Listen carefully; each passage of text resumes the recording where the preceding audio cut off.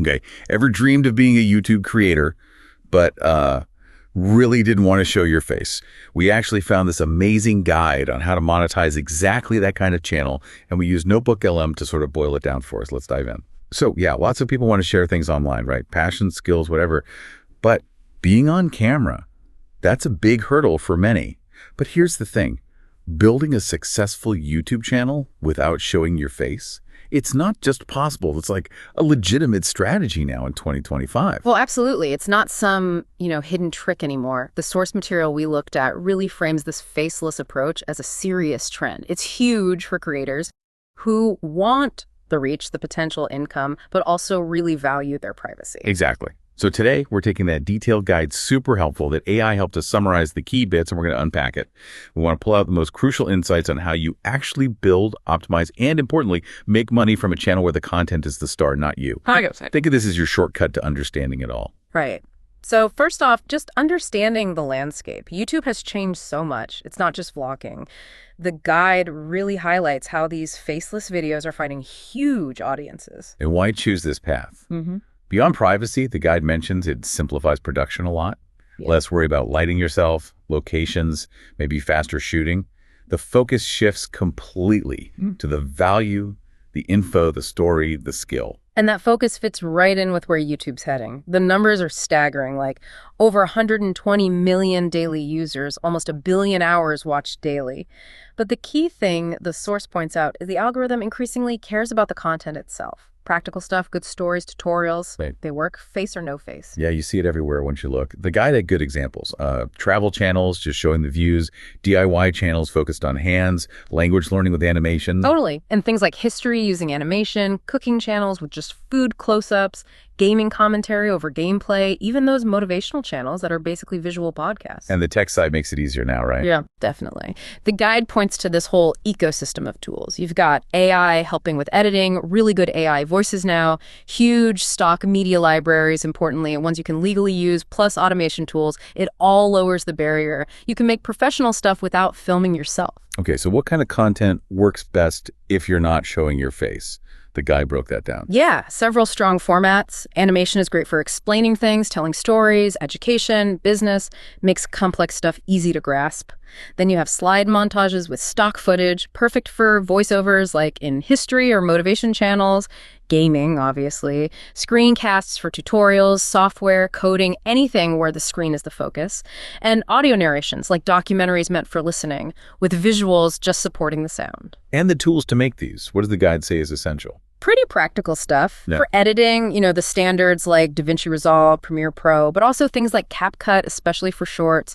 Animation tools range from user-friendly ones like Powtoon or Canva to heavier hitters like After Effects. And visuals, if you're not shooting. Stock media is key.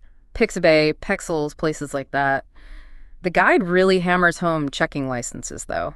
Avoiding copyright strikes is crucial for these channels. Right. And since there's no face, the guy says audio quality is like maybe half the battle. At least. It can make or break the channel. The source mentions AI voices like 11 Labs, cleaning up recordings with Audacity or Adobe Podcast Enhance, even using YouTube Studios tools. It also touches on using AI like ChatGPT for scripts. It's the combination of these tools that makes it work. So nailing the narration is key. Absolutely. Record somewhere quiet. Try different voice styles, maybe use AI if that works better for you, and use music and sound effects wisely to keep people listening. Okay, great content, great audio. How do people find it without a face to recognize? SEO must be huge. It's everything for visibility. The guide covers the essentials, keywords in your titles, ideally early on, detailed descriptions with more keywords and calls to action, relevant tags, and thumbnails, still critical. Even without a face on them. Definitely. Impactful design, bright colors, short titles, graphics that represent the content, that's your hook. Playlists, too, keep people watching longer, which helps your channel ranking. And the guide mentioned looking beyond just keywords, like understanding trends. Yeah. Using things like Google Trends, seeing what works on other platforms, maybe even A/B testing your thumbnails like the big creators do. Wow. Oh, and consistency. Posting regularly, like weekly or bi-monthly, signals you're active. Okay, content's up, people are finding it. The big one. How do you make money? This is where it gets interesting because basically all the usual ways are open. First up, ads through the YouTube Partner Program YPP. Need the 1,000 subs and 4,000 watch hours in 12 months, plus meet the quality rules. Then you get ad revenue. Some niches, like tech or finance, pay pretty well. Standard ads, got it. What else? Affiliation, big one. Recommend products relevant to your videos with track links, like a tech review channel linking to the gear. Tools like Linktree help organize those links. Can you still do sponsored content, work with brands? Totally. Influence marketing works. Brands care about reaching your audience. Product placements, demos. Perfect for faceless channels. They often work through agencies or just reach out. And selling your own stuff. Definitely. Digital products are ideal ebooks, courses, workshops. Platforms like Gumroad or Kajabi make it easy. YouTube even has built-in course features now. Channel memberships, too, offer perks for subscribers. That gives you recurring income. Kind of like Patreon, but on YouTube. Exactly. Plus things like Super Chat during live streams, even simple merchandise. And yes, platforms like Patreon or Ko-Fi for direct support work great, too. So it really seems like these methods work across almost any topic, face or no face. That's a key point from the source. Motivation, lifestyle, ASMR, tech guides. The monetization strategies are universal. But none of this works without engagement, right? Yeah. The guide stressed that. It's the engine. Likes, shares, comments, participation.